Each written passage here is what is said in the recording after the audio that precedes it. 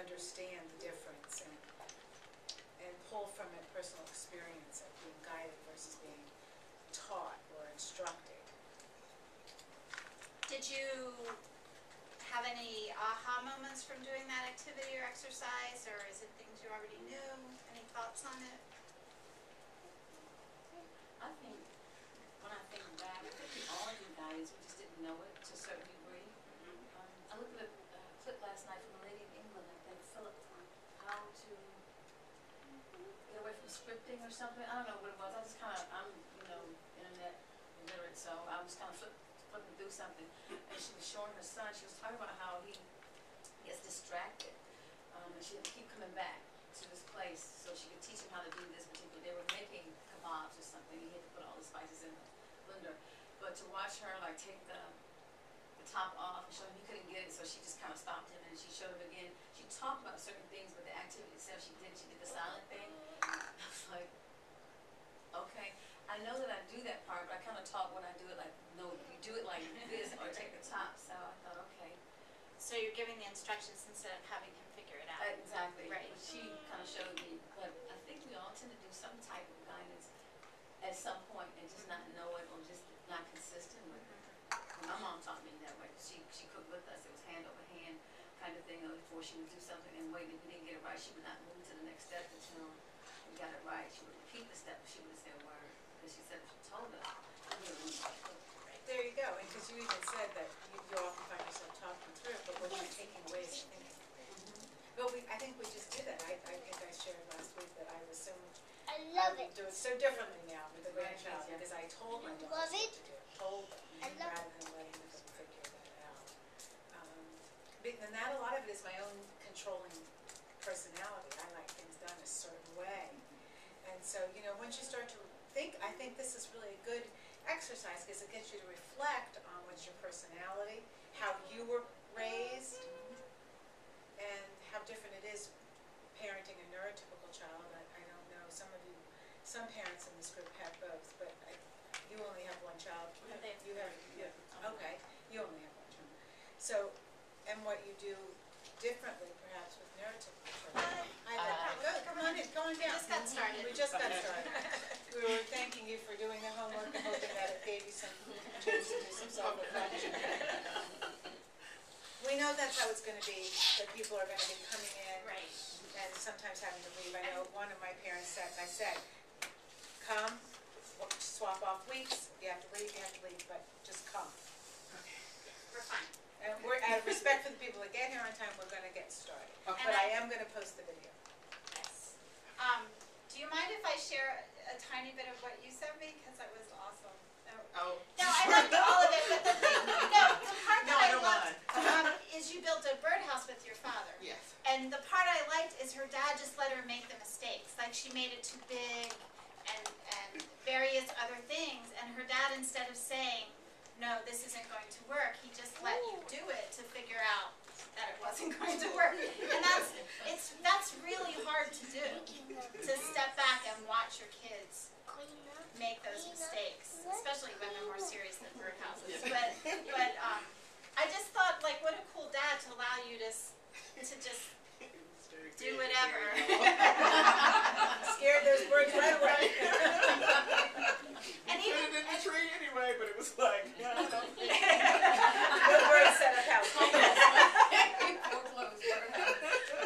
And even your story about you thought you knew how to use the floor cleaner, and he just kind of let you try it, and it took like bang into the wall. It just took me all over the place. because it's almost like, I don't know, but it sounds like he knew you weren't ready to listen to him until you figured out you didn't know what you were doing. Like you had to learn. I don't know how to do this. It looks so easy when you see other people do it. I do that. And I think that's the importance of a good guide is the patience. It takes a long time to guide, as opposed to instructing. You have to let them. You have to wait till they have those moments, And even your story of and I'm sorry, No. But like you weren't ready, you talked about learning to drive, and you just wanted to keep going around RFK parking lot. and never touch a street, and he had the confidence in you, like I think the line was, trust I'm not gonna send you out into something like, right, like trust me, I'm gonna, you're ready for this. And I think that's, you can't be guided if you're worried about being embarrassed, judged, put in a place that's going to make you look silly. You can't trust that guy.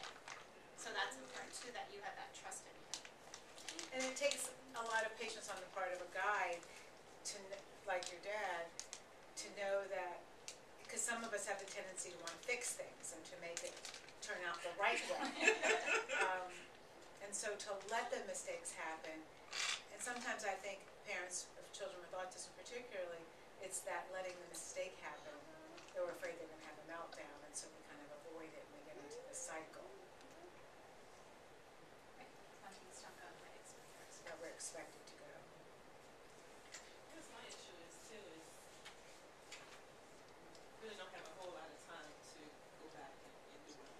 Right. It's like, it has to be done like your first time, because you really don't have time, especially if you're cooking dinner. It's like, okay, it's already 7 o'clock, if you burn Right. the rice or whatever, it's like too late. That's to- funny. Exactly. Right.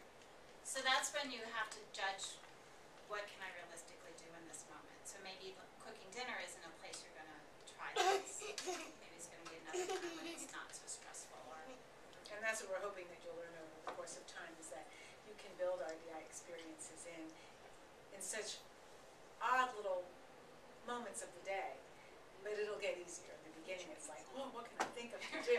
And all of our parents have experienced that. Help me figure out the time to do it. And then they'll realize that those moments just come. But you're right, in the beginning it would not be perhaps the time to do it during dinner. But maybe making muffins or pancakes on Sunday morning would be. So did you find yourself reflecting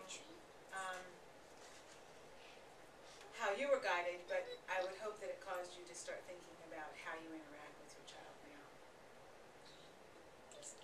And Julie and I were talking and thinking that some of the bigger obstacles in guiding, for parents in guiding, is being able to take ownership of that role, and the child being the apprentice, and what that really means. And what does it mean? What do you have to have in place in order to be the guide? if the person that guided you, taught you those things, worked with you, if you didn't see them as an authority figure, if you didn't follow their guidelines, could you have been guided by that person? Hi. Hello. How is everybody? Come on up. Sorry for being late. That's okay. Okay, come on up.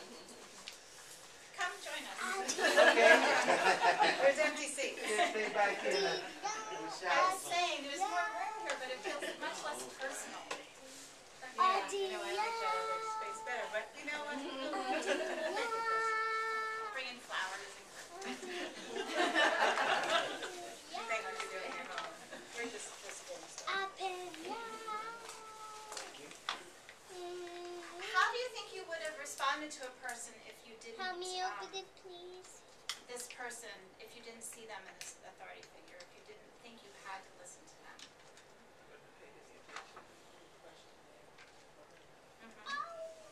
Are you asking then, younger?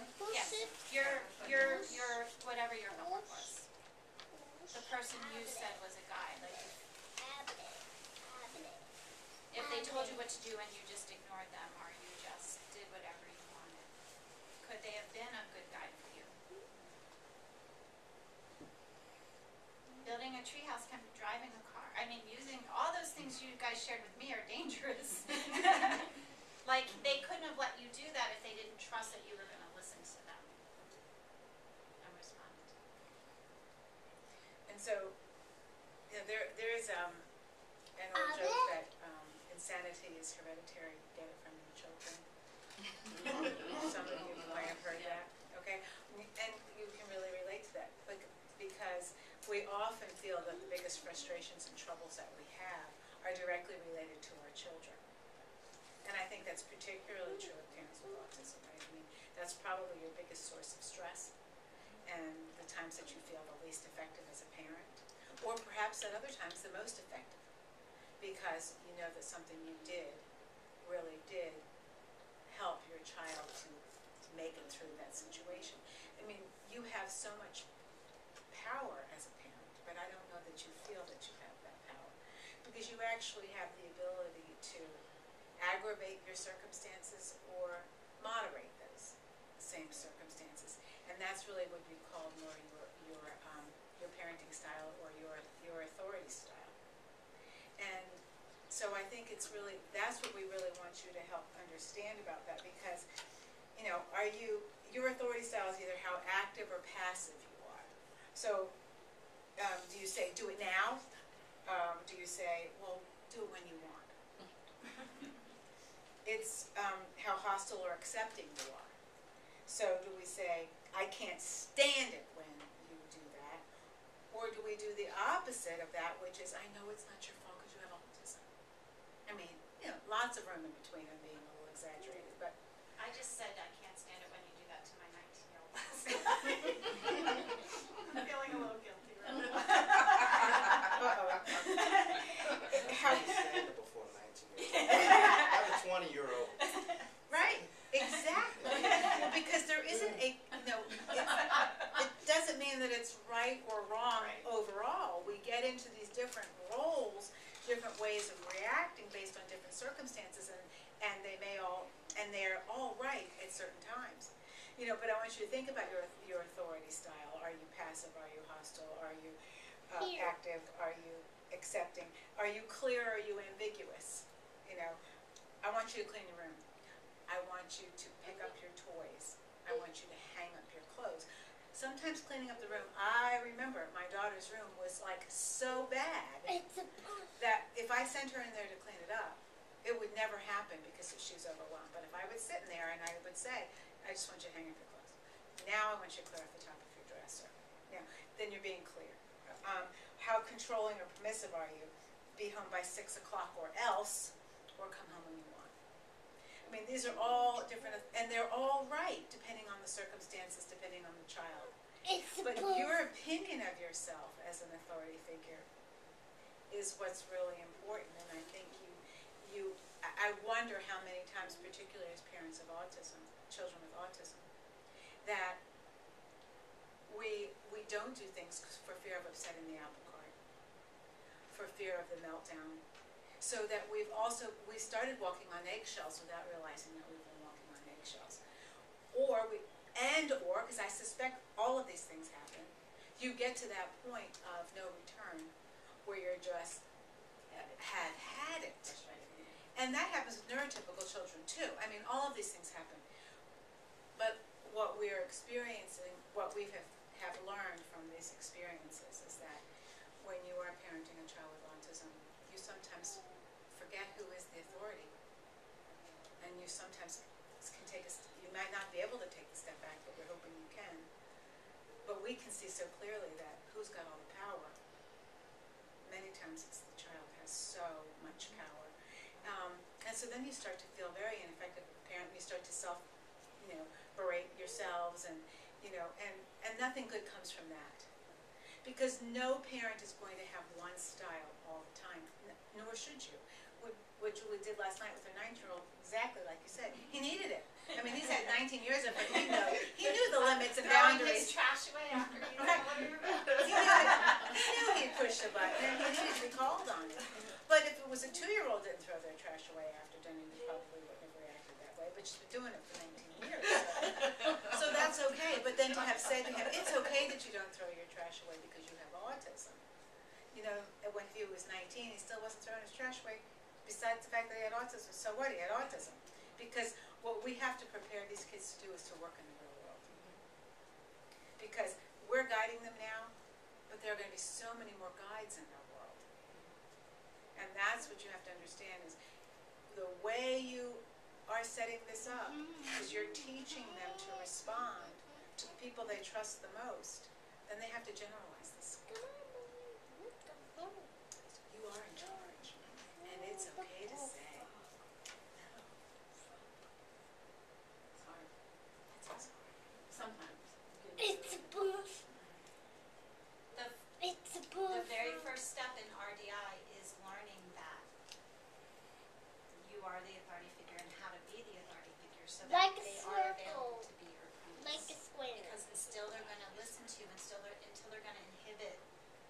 their behaviors under your direction, they're not gonna be available to learn from you. It doesn't Yeah. matter how hard you try. I've been wimping out quite a bit because I don't want to deal with the frustration. Yeah. Right? But lately, I've been more assertive with one of my twins, and she's been more compliant. She knows that I mean it, and I've been putting her in timeout, and I've been making sure that she understands that I mean what I say. And it's worked because she's not pushing my buttons anymore as much as she used to. The reality for children, and all children, neurotypical children with autism, is if they don't have clear boundaries, or they know they can manipulate you, or they know out of frustration you're just gonna give up, they just keep pushing. Are you gonna ignore this? Are you gonna ignore this? Are you gonna ignore this? And because they need the boundaries, it's disorienting to not have boundaries. So they have to keep pushing till they find them. And once the boundaries are clear, then they know what to expect, they know what's gonna happen, they don't have to guess. Is this the day mom gets frustrated, or is this the day mom doesn't care if I clean up my room? Like, if you came home and you were tired and the room was a mess, and you had arranged that she was cleaning up the room that day, you may not have had the energy to do it, you know, and not follow through. And my middle son is severely ADHD. My joke was, if he was alive and out of jail at 18, I did my job. I used to tell him that. And no children. I added no children later. And I know there were days where I just I don't have the energy for this battle today. I don't have the energy for this meltdown. And he knew it. I had to go to parenting. And he said, that's funny, and I'm sorry, I'm digressing, but he used to say he wanted to go to military school. And I confused the heck out of me because he hated authority. And the therapist said to me, look what he's asking for. Look at, he needs that structure, and you've been wimping out on that structure because you're tired. So it's really the first. You're the military school person? No, I just feel that kids, they thrive on structure. They really want structure. They will live in chaos if you allow them. Right. But they like structure. I mean, in school, most kids, they go to school and they fall into line, and you're like, what is going on? You don't do this at home, but the structure is put in place from day one.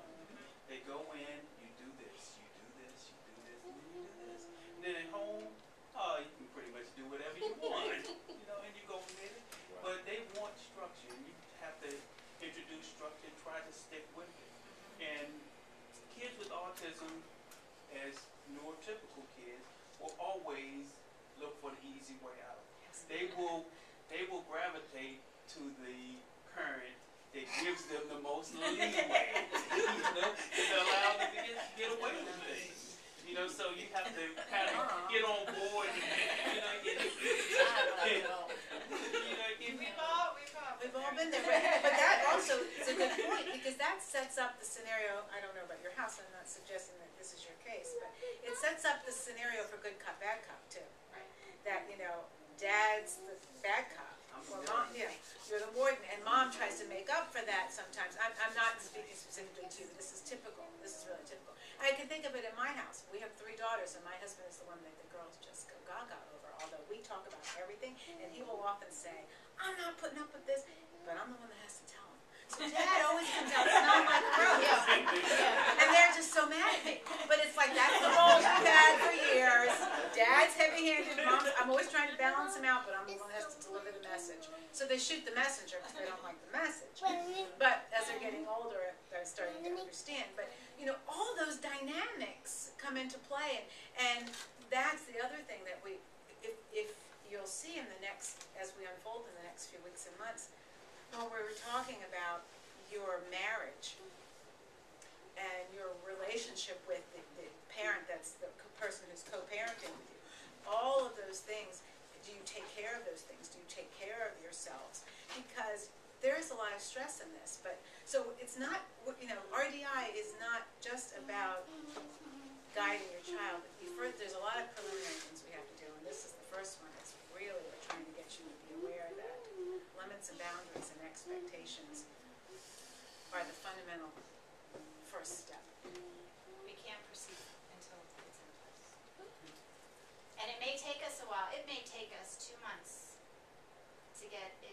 because Dr. Gutstein knows it's hard and it's broken down in very small increments. And we're gonna go through those very small increments to help you Smalley put things in place and to help you see. Because we know it's not easy. We know it's not easy, and I mean, and Julie and I have had the experience, she's raised 3 sons, I've raised 3 daughters, and we've each had an ADHD kid, and, That's probably why we get along. because, yeah, our life experiences have brought us to this point. And, you know, when I look back, like I've said, and Julie would tell you the same thing, there's things we do differently, but you know what, that's okay. That's why it shapes you who you are, and, but, you know, are you an assertive parent, are you non-assertive, are you aggressive? We're probably all 3 of those things at different moments in time. And that doesn't mean that one is better or wrong or any of those things, but we wanted you to start looking at this. So we have a little exercise for you to do that we actually took right out of this book, How to Discipline Without Feeling Guilty. We have specific books that we reference in doing RDI that Dr. Goodstein has really recommended, and we will share those with you. These books, Julie and I bought them on Amazon used for like $3. And so as we reference different books, because they're so good, we can't possibly reinvent the wheel. We actually photocopied the chapter for you. We gave you the name of the book. Sometimes I think these books are worth having. You know, you buy a used copy for $3. If it's in not so great shape, it might be $1. But anyway, we gave you the first chapter, and we wanted you to take for a few minutes. I don't think it'll take you more than about 15 minutes. I crossed out which was the teacher one but we want you to take the parent inventory. I think it's called Parent Assertiveness. It's just on the Yeah, flip over second your half, cover. the second half of the first page. Yeah, it says, Right hand side. yeah, a Parent Assertiveness Inventory, and then it goes into the bottom of page 31, and page 32, and page 34. Does anybody need a pen or a pencil? Because I might have a couple of extras. Anybody need a pen or a pencil? So take a few minutes to do this. You might need a pen here. Look at that, how convenient is that? Do some glasses too. I have those too. You don't mind wearing them? My husband wears them all the time.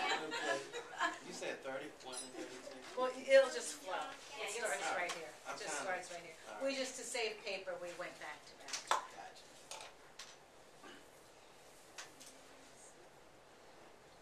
And I think if we probably took 15, 20 minutes, I think. 15 minutes. Just let us know when you're done. There you go.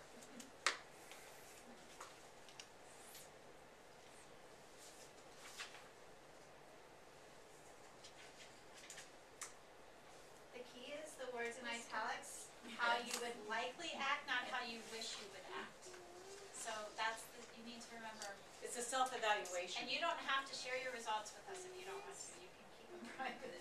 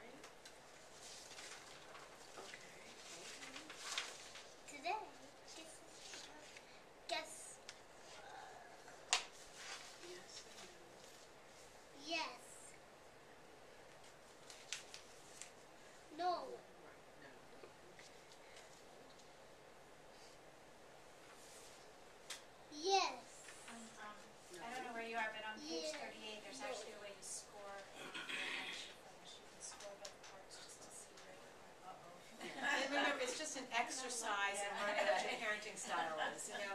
Because remember, you're all Yes. three of these things at different times. Yes. There's no pass or fail. No.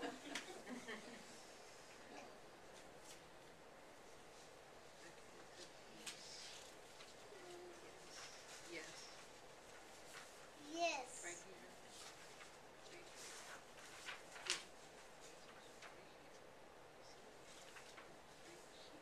Where's my? Oh. Excuse me. Oh. Thank you. 8.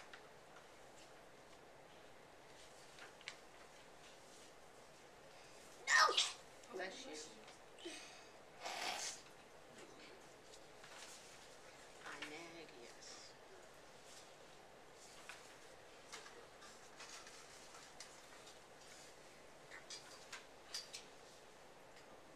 See that?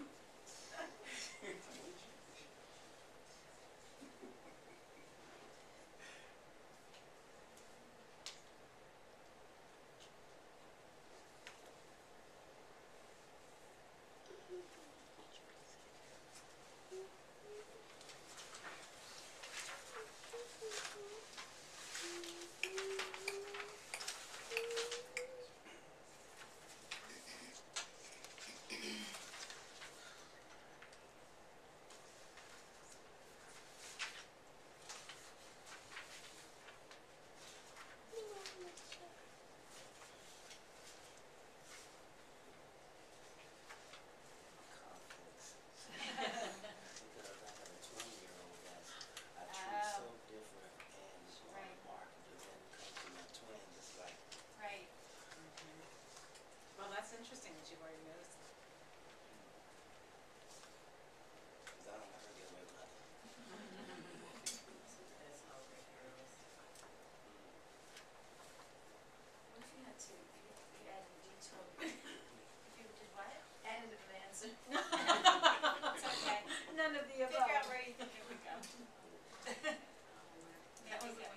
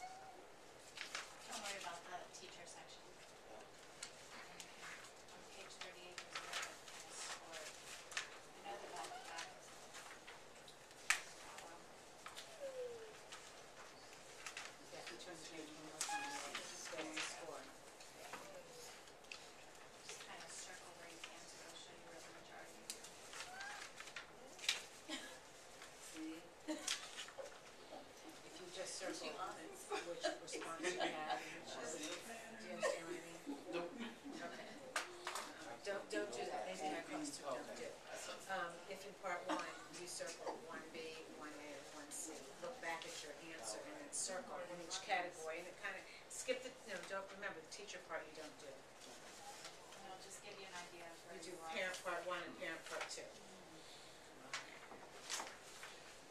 Moving around.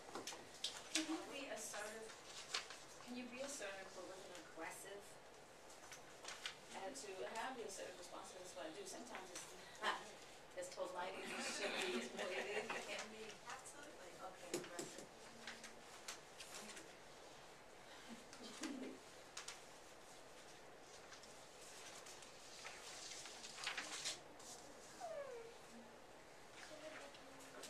Purple. I'm just assertive. Well, I do this too at work. See, the other day I jumped in the floor. I was like, I'm struggling. I was like, I need help. And I came over and he was like, what? And what he said, I struggled with, he said, I want to be like you. And I was like, oh, this is not good. I had to totally ignore him. And when I did, I noticed he was doing things like, I know I would just look at him, I wouldn't even look at him, I just went up the steps, and I took his chair away, and I was just like, 25 minutes, 20 minutes is cool, that way, 20 minutes, you can read this, like, it's comprehensive. So, you know, you can only keep so long for so long, because it doesn't mean it's like, okay, fine. I took the steps, I wouldn't even look at him, long as I was doing what I was doing. And less than a minute later, because I was like, I can't do this, God, I can't do this. I'll come from the school of thought. As I say. So when that downstairs, I got more laundry. And I just wouldn't even look, and he's like, actually, all of a sudden, when Thomas went over, Yes. okay, it does work. I don't know if I can do it, but the patience, the waiting game is hard.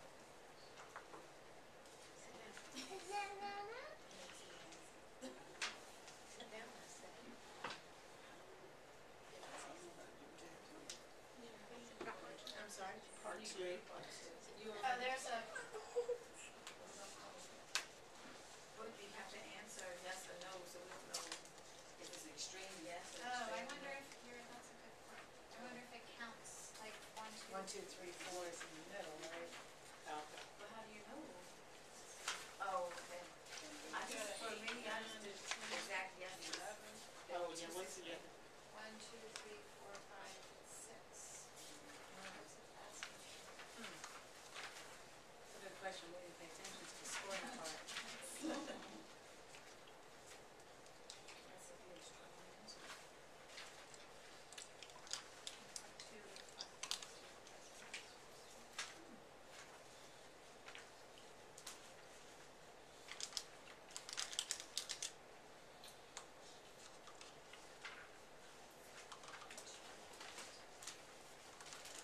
Oh, I guess like statement 1 is non-assertive. So if you, so perhaps if you said yes to 1, and I guess it's degrees of it. That's probably not as That's accurate. exactly right. Yeah, So if you because answered on one one of the note, yeses. now that you make mention of it, it has an exclamation on one, it's Right. neutral, doesn't have anything, and one is like a question, Yeah, like Right. you're not sure if I'm it's, not yeah. sure of. So, but if you're a yes, you Sure, would yes or get, sure no. Yeah, okay, Number maybe one. okay. and then on number 4, if you answered yes, it would be number. Yeah, so it would- probably yes, you would circle that number Or yeses. for yeses. Yes, exactly.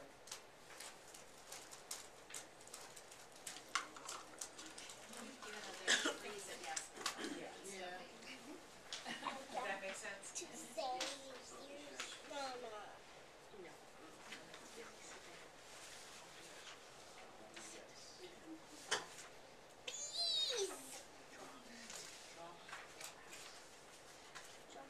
No, faith calls out.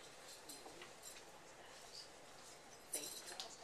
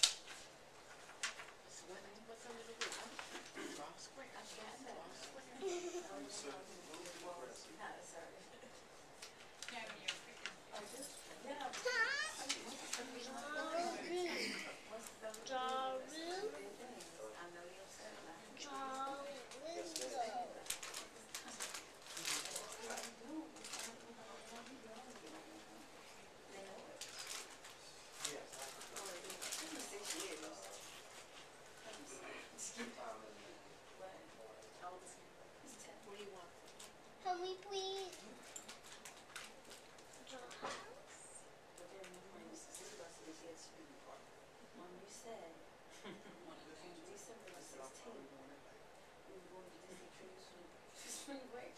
I know, but I checked with my mom. That's it, man. They said, Maybe go get it. I did say like it was free. Did you have pictures?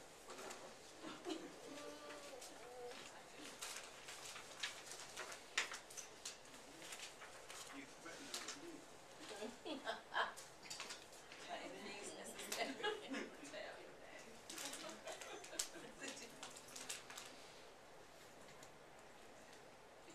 Did you guys have, any surprises in how your inventories came out? You don't have to share how things came out if you don't want to. You're certainly free to if you want to, but any surprises, or is it what you thought it would be? I have some items, the one with the chauffeur and the reading. I think that's what my breakdown is, because my whole thought process is, even if I'm feeling like a chauffeur, he can't drive, it's a party of friends. Why would I say no? It's not his fault. And the other one was the reading, because when he asked to read, I'm just gonna set it down and something. So you felt like that was a wrong response? I don't feel like it was wrong, I don't feel like it was just assertive. It's assertive, I don't think it's assertive, according to the definition of assertive is, but it works for us. And before we talk, they make it clear that there's no right or wrong style here. So don't feel like if you come out as non-assertive or, you know, that it's wrong, because everything's right in the right situation, you know? So, I know, I had three boys in 4 years. So they're all very close together.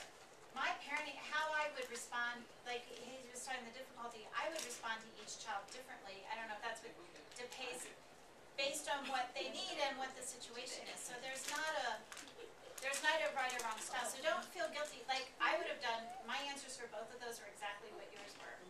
If you need a ride to a party, I'll take you. If you want me to read you a book, I'll read it to you. And I don't, you know, I think in certain situations that's the right thing to do. Because that's your value base. Yeah. And, you know, and there's nothing that should make you compromise your values, you know. So I found those questions to be the very same ones that I would do the same thing, you know. Because I think it's so important to be dating from everybody, and I agree with you. How else are they gonna get there? I certainly don't want them going with somebody else's Yeah. driving. That's right. You know, so, no, there is no right or wrong. It made me feel good though. I think frustration overclouds the good things that we do. You don't see, I mean, you get snippets of progress, and I think I know for me, the snippets of progress is a great thing. That's what I hold on to until the next bit of progress or the next flicker of life. But when you're going through and you're at that frustrating part, it just overshadows everything. It made me feel good to know that I can be assertive. That make me feel good in the fact that some of my assertiveness is held with aggressive. It's an aggressive manner sometimes. But I don't know, sometimes I feel like it takes that to get my point across. And then I was telling him that he just would not read for 20 minutes. I had this boy on the floor, and I told my husband, don't you hear me? I'm struggling with this boy. I need help. He said, I can't help you. He never even looked me in my face. He was doing something. And I was like, what do you mean? He said, because I'm going to be just like you. I think since starting out, I hit me so hard. I was like, oh, no. That's the school of thought process. I get you if you don't, and you do it. With the autism, we forget there's no filter for that. I cannot embarrass him because he doesn't have that filter. You know, I can't punk him or threaten him. He doesn't have that filter. He can care less. You know, so I told him abruptly, I just said, okay, fine. I just ignored him. And when I ignored him, he stood there, because I took his chair away. He stood there, but he slammed the book to see what I would do. No, I kept stop. Didn't say a word. I kept going up the steps to the clothes, and then he did this thing, and I would get at him for that. Didn't say a word. Told him probably about a minute later, I was upstairs, almost in tears, and going, I can't do this. I heard him start to read, and then he kept reading. I was like, okay. So I came downstairs, and as he was reading, I came right back to where we were. And he finished his assignment, and it was over. He was like, now can I eat? I said, no, because the rules were, if you do this, my homework is over. And then he went to play. It's time to go to bed. Guess what? I have to go to bed. He slept again. I didn't care at that point. We had accomplished the goal. So then he apologized. I was like, but you know what you're doing. And I know that he knows at certain points what he's doing. So, but it was really hard for me to, it was hurtful to hear what my husband said, because that's what he sees and that's what's true. But it was enlightening to know if I can just hold on and hold out, he knows I'm in business and he'll do what I say. Well, so you learned a lot of things from that. Yeah. Yes, I did. Laughing and crying all at the same And I think the key to this is not to feel bad about things, but the key is to start observing what you do. To start looking at your style, like what is my style? How am I dealing with it? Is it being effective in this moment? Does anyone else have anything they want to share from going through this? Surprises? I just know that, I mean, our middle daughter, she's 10, and a lot of times she said, well, how come Audrey gets to do it and I can't do it? And I get frustrated of using autism as an excuse of why Audrey gets to do what she does. And because she's more typical, she knows better. You know, I want to have the same flow with everyone. Right. So you wanna have the right expectations of your child with autism, or you wanna have some expectations, I don't know. Some is good. Right, right.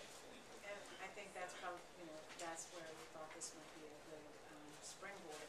The other thing is we had really hoped, not everybody is here as a couple, but we think that this might, what we had hoped to do ideally was everybody do it and then you share and dialogue with each other. So for those of you who the other person couldn't come, if you could take this home and do it, have the other parent do it, and then dialogue about it, because I think it's eye-opening.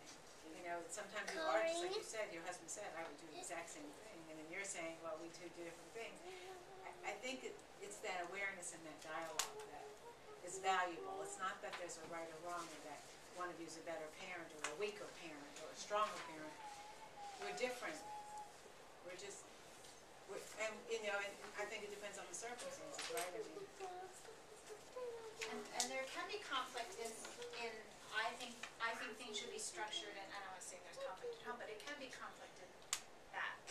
I have this structured, and then you just let him do whatever, right. And That sets you're up undoing battleground. all my work, so, that can lead to stress. I think we both agree that we want more structure at home, but we also agree that it's really hard to do.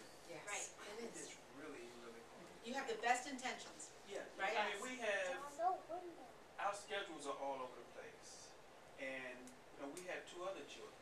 We have an 18-year-old and a 10-year-old. And, they, for the most part, they can do things on their own, but they want some quality time too. Absolutely.